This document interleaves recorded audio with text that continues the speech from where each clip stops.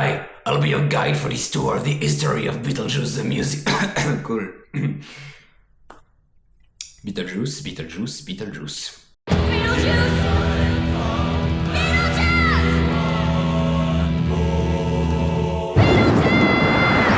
It's showtime!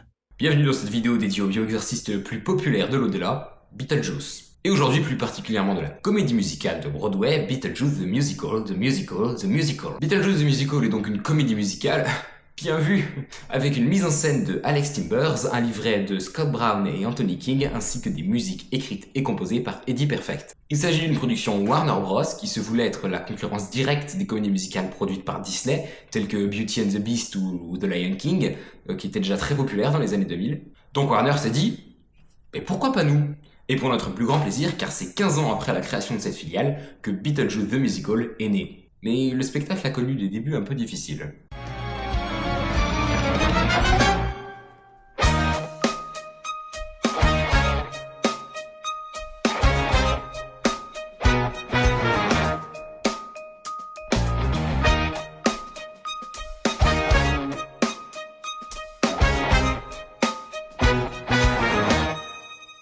Lorsque l'annonce a été faite par Warner d'adapter ce film classique de 1988 en comédie musicale, les gens se sont posé énormément de questions. Et à juste titre, car adapter une œuvre avec un style visuel aussi particulier que celui de Burton, et avec un humour noir aussi prononcé, ça relevait presque de l'impossible, en tout cas sans dénaturer l'œuvre originale. Même Warner s'est mis à douter, car les plus grands succès de Broadway à cette époque, c'était des spectacles comme Frozen, Mean Girls ou Aladdin. Et c'était des thèmes beaucoup plus féeriques. Donc les gens n'allaient sûrement pas vouloir se déplacer pour voir une comédie musicale gothique sur le thème de la mort. Mais en octobre 2018, la comédie musicale a été testée au National Theatre de Washington pour d'abord roder, évidemment, le spectacle et aussi avoir les premiers avis du grand public. Deo! Deo! Daylight come and we won't go home. It's showtime. Et ces derniers étaient pour le moins mitigés. En effet, les spectateurs trouvaient le spectacle incroyable visuellement, mais émotionnellement très désordonné. Beaucoup trouvaient que Beetlejuice prenait une place beaucoup trop importante et que Lydia manquait de profondeur et était sous-développée. Ce qui en soi était assez encourageant, car ça voulait dire que Beetlejuice avait une vraie place de personnage principal dans le spectacle, à contrario total du film où il était là à peine un quart d'heure. Mais il s'agissait de trouver un équilibre. Alors Alex Timbers et Eddie Perfect ont écouté les avis du public, ils ont réécrit plusieurs chansons, modifié des scènes et rééquilibré la relation Beetlejuice-Lydia, avant son arrivée en grande pompe à Broadway.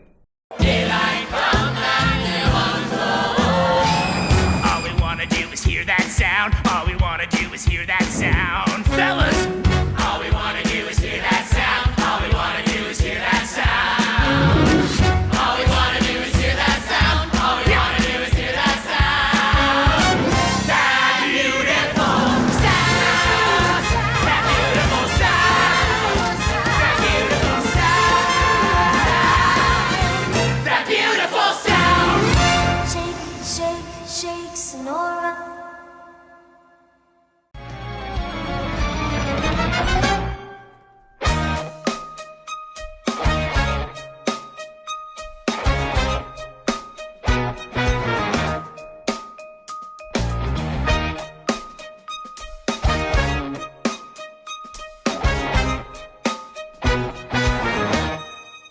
En avril 2019, Beetlejuice the Musical ouvre enfin ses portes au Winter Garden Theatre. La façade du théâtre était mise aux couleurs de Beetlejuice, avec écrit « It's Showtime » un peu partout. Il y avait une grande pancarte avec le titre, et à droite, Beetlejuice interprété par Alex Whiteman qui se cache derrière un rideau. À la fin du spectacle, le public était euphorique, c'était la naissance d'un futur culte. Mais les critiques présentes ce soir étaient un peu plus mitigées. En globalité, tout était assez unanime pour dire que l'aspect visuel du spectacle était extrêmement réussi, donc la mise en scène et la scénographie, mais que le texte manquait de profondeur et que certaines blagues ne marchaient pas. Alors toutes les blagues ont fonctionné sur moi, mais il faut aimer l'humour noir, et en même temps il faut venir en connaissance de cause. Quand on va voir un spectacle sur Beetlejuice, on s'attend forcément à un peu d'humour noir. Et pour le texte, il y a quelques incohérences mineures, mais on n'est pas aussi regardant sur le scénario d'un spectacle que sur celui d'un film. Et d'autres critiques relèvent même des musiques oubliables. Et ma réponse à ça est non. You know what would make all this even more awesome? What? More me! All we wanna do is hear that sound. All we wanna do is hear that sound. Mais malheureusement, Broadway c'est cruel et les critiques font baisser les ventes de billets et le coût de location du théâtre est énorme. C'est alors que la production apprend que le Winter Garden Theatre est réservé pour accueillir The Music Man avec Hugh Jackman. Les ventes de Beetlejuice n'étant pas jugées suffisantes pour négocier son maintien, la production apprend un ordre de fermeture anticipé. Mais c'était sans compter le public.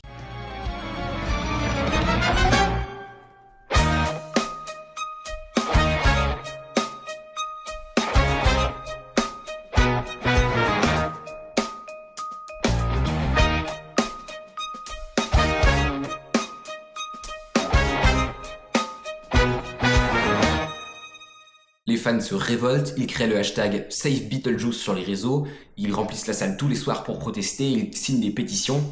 Mais comme si ça ne suffisait pas, la pandémie du Covid frappe. Et le 12 mars 2020, Beetlejuice The Musical ferme brutalement. Pendant le confinement, alors que tous les collégiens étaient heureux de ne plus retourner à l'école, quelque chose se produisit concernant Beetlejuice The Musical. Des extraits du spectacle commençaient à être diffusés en ligne, notamment sur TikTok, avec des gens en cosplay de Beetlejuice et Lydia qui reprenaient les chansons, et qui créait des mèmes. La comédie musicale est très vite devenue un phénomène international, sans aucune promotion officielle. Les hashtags Beetlejuice Musical, Dead Mom, Say My Name cumulent des centaines de millions de vues sur les réseaux, et même des ados qui ne connaissaient pas Beetlejuice ou son univers le découvrent grâce à TikTok.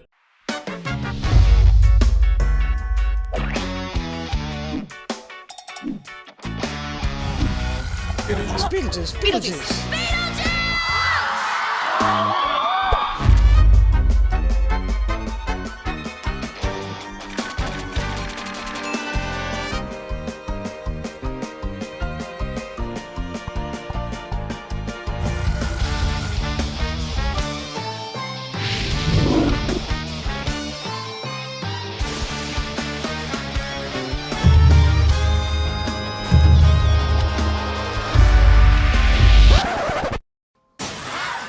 Where did I lose you?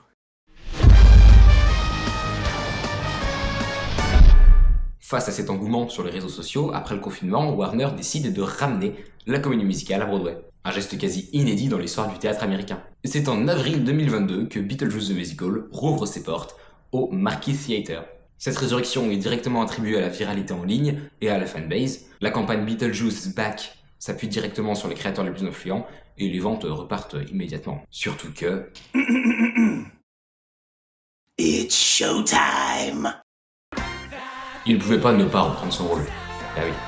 Ah non, il pouvait pas. What? You didn't think I would actually ghost you guys, did you? Depuis, Beetlejuice est cité comme le musical sauvé par internet. Il a aussi redéfini la manière dont Broadway communique sur ses spectacles. Les comptes officiels ont commencé à poster eux-mêmes des mèmes, les acteurs interagissent avec les fans via TikTok, et les producteurs ont très bien compris que la fandom digitale pouvait clairement compenser des critiques presse négatives. En résumé, TikTok n'a pas juste fait connaître Beetlejuice, il l'a sauvé, réinventé et rendu immortel dans la pop culture. C'est un cas unique dans l'histoire du théâtre musical moderne, un spectacle mort devenu culte grâce à des vidéos de 15 secondes.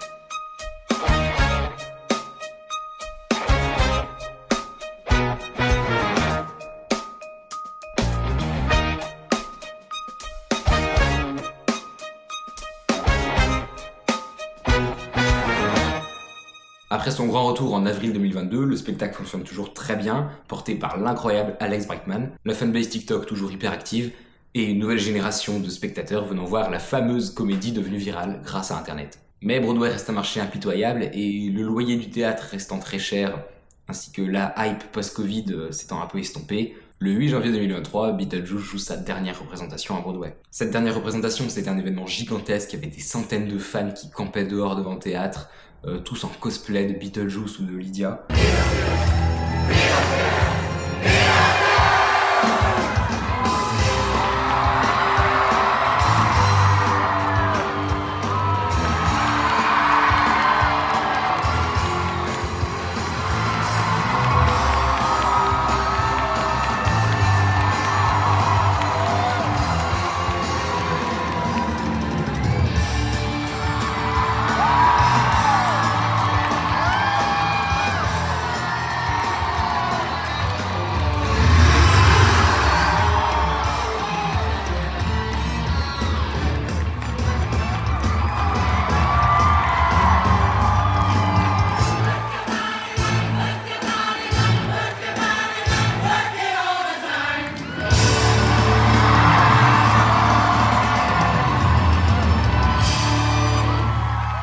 qui marque la fin de Beetlejuice the Musical. Ou pas.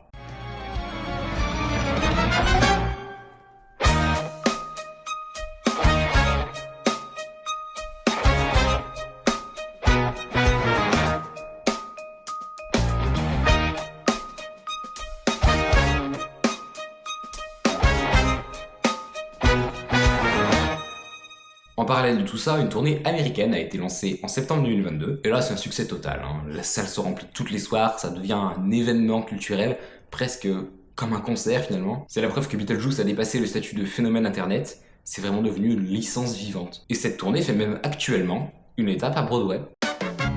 Hey folks, I'm at the palace, back to sip that Broadway chalice.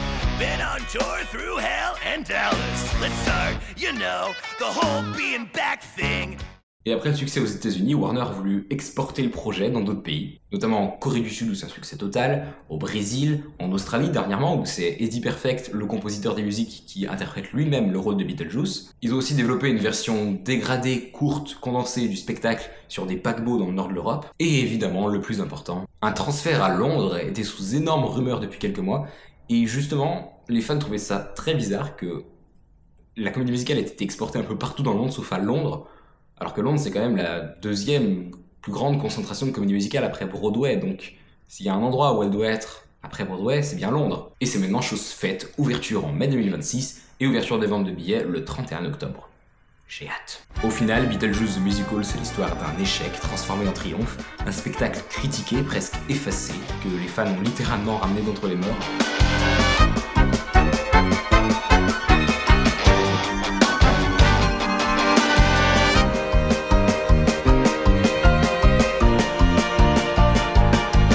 Grâce à TikTok, il est passé du statut de flop à celui de culte mondial.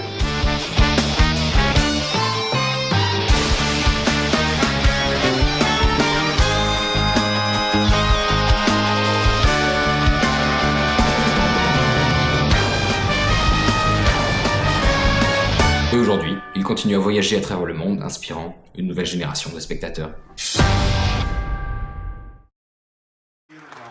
Now, we often say that this is a show about death. That's actually really a celebration of life. And you all have given us life. Thank you.